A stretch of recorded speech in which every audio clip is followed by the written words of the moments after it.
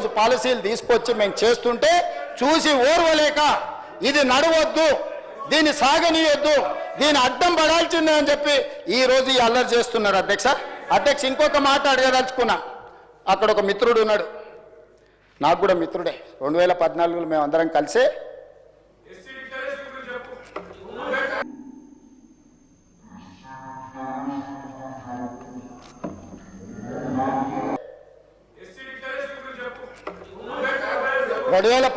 మేము అందరం కలిసి ఎమ్మెల్యేలు గెలిచినాం.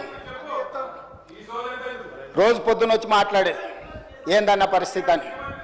ఏదున్నా నిలబడి కొట్లాడదాం, కష్టపడదాం, మంచి రోజులు వస్తాయని చెప్పిన.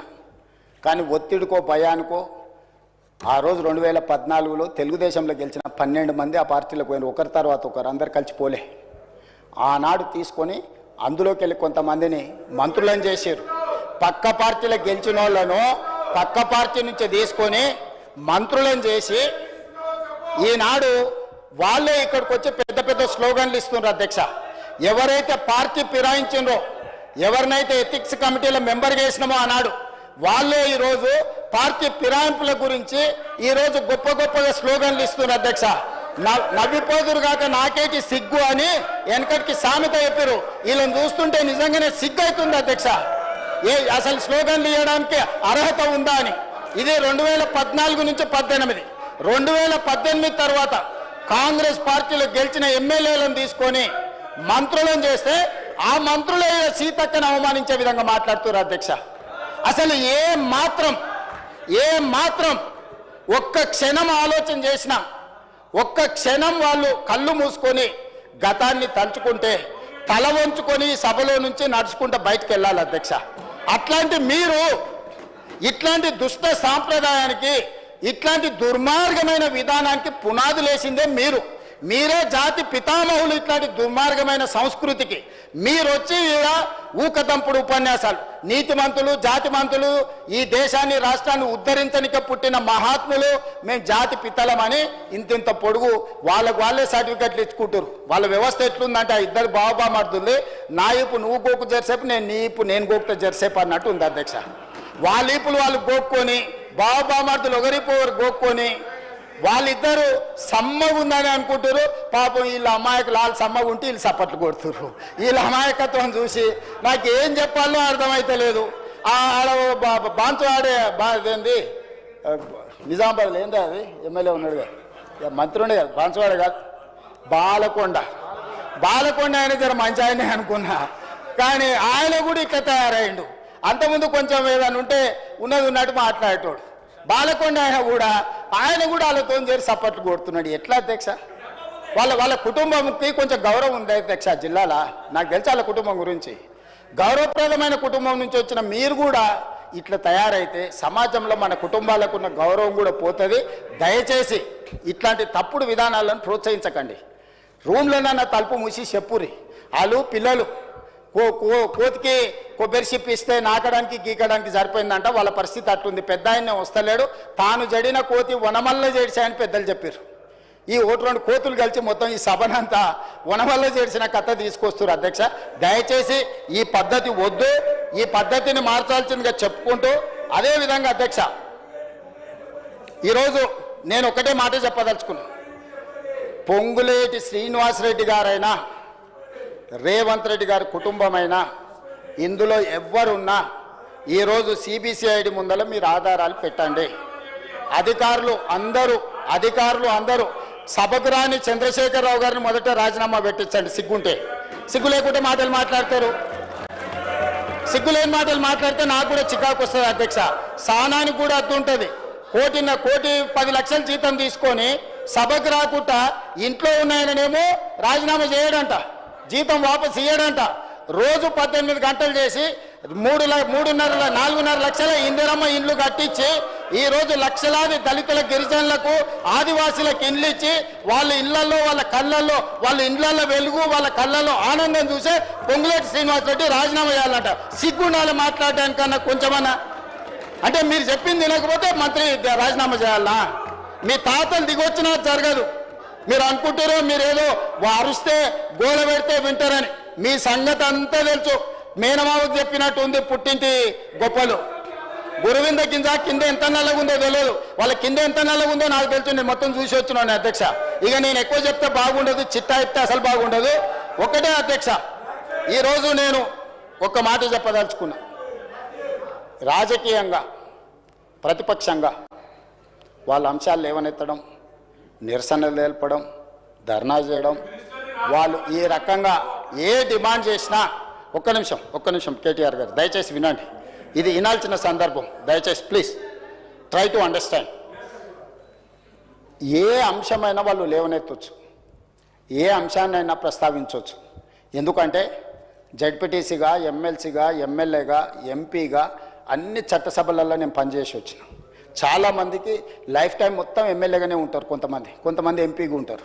నేను స్థానిక సంస్థల నుంచి, కోఆపరేటివ్ సొసైటీస్ నుంచి చెప్పాలంటే వెనక్కి వెళ్తే అక్కడ నుంచి ఈ దేశంలో ఉండే అన్ని చట్టసభలు నేను చూసి వచ్చిన.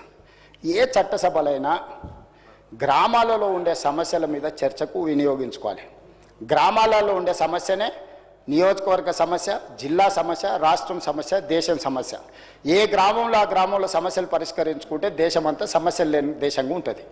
అట్లాంటి ప్రయత్నాలు చేసేటప్పుడు మీ దృష్టికి వచ్చిన వాటిని మీరు వేటినైనా ఇక్కడ ప్రస్తావించవచ్చు, మీరు మాట్లాడవచ్చు, మీరు డిబేట్ చేయొచ్చు.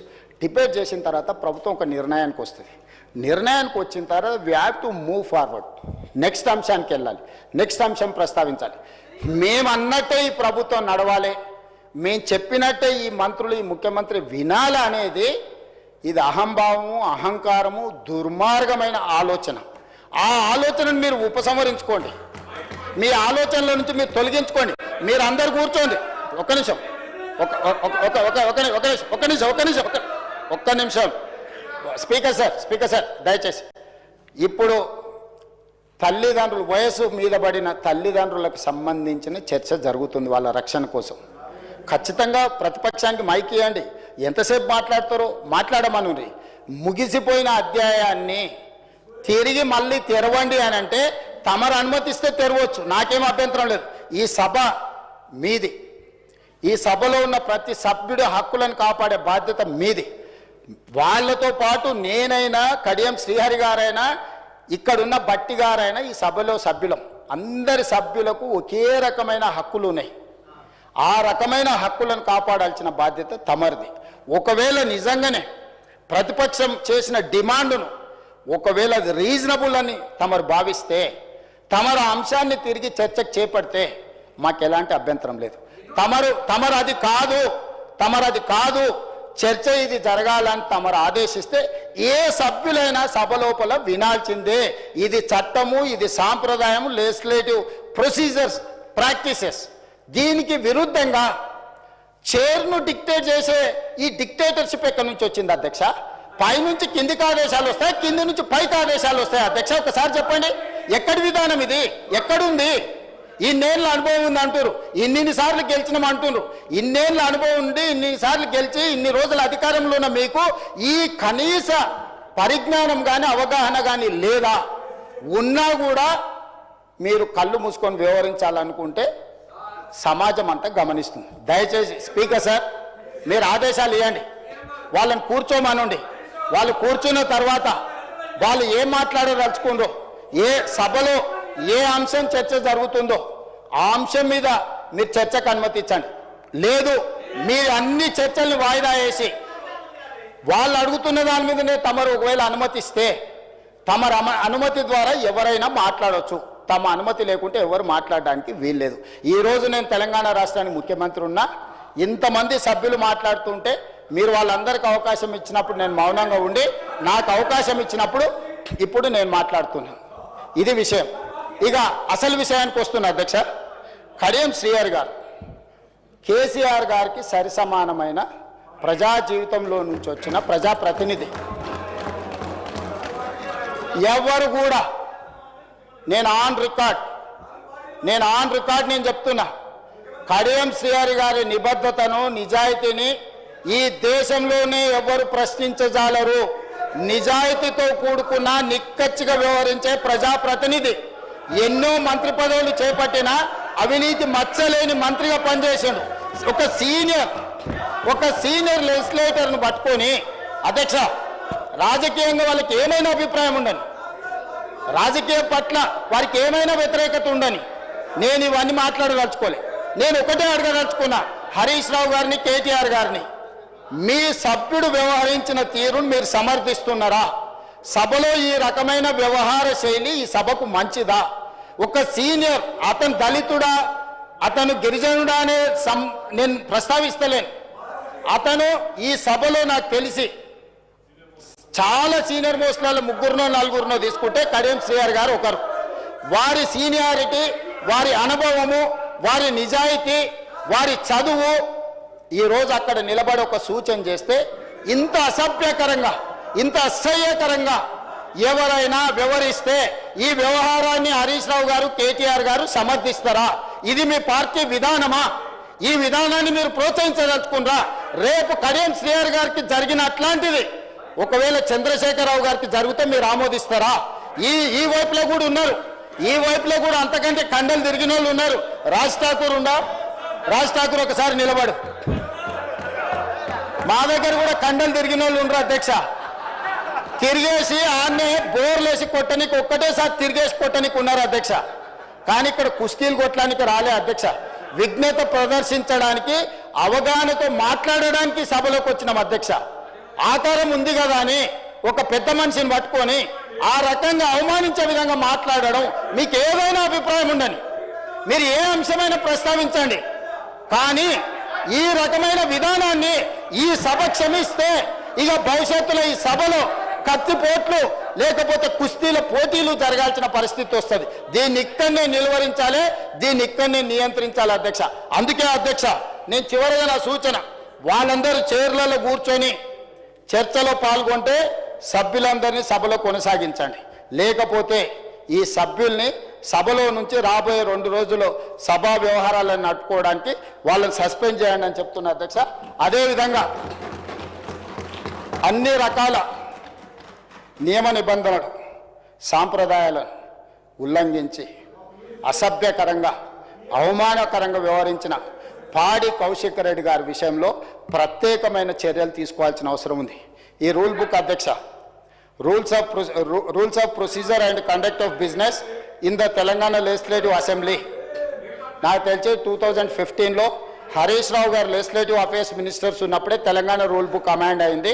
ఈ బుక్లో అధ్యక్ష page number 105 committee on ethics, ఈ రూల్ బుక్లోనే 105 పేజీలో committee on ethics 288 rule number, the committee shall examine every complaint concerning the unethical conduct of a member both within and outside the house referred to it by speaker or the house are taken by suo motu. దీన్ని తీసుకోవాల్సిందిగా అదేవిధంగా మా legislative affairs మినిస్టర్ని request చేస్తున్నా. దీంట్లో sub class 289 sub class 2, the house may also refer complaint of unethical conduct of a member on a motion to the committee for inquiry and report. అధ్యక్ష, నేను ఒకటే మాట, డైరెక్ట్గా మా సభ్యులు వారు చేసిన విధానాన్ని, వారు వ్యవహరించిన తీరును చూసి శాసనసభ సభ్యత్వాన్ని రద్దు చేసేయడని మా వాళ్ళు మాట్లాడి, నేను అట్లా నియమ నిబంధనలకు వ్యతిరేకంగా చర్యలు తీసుకోమని నేను అడిగాను. ఇది కమిటీ ఆన్ ఎథిక్స్కి వారి వ్యవహార శైలిని, ఈ సభలో అన్ని కెమెరాలు ఉన్నాయి, ఈ కెమెరాలలో వారు వ్యవహరించిన తీరు మొత్తం రికార్డ్ అయింది.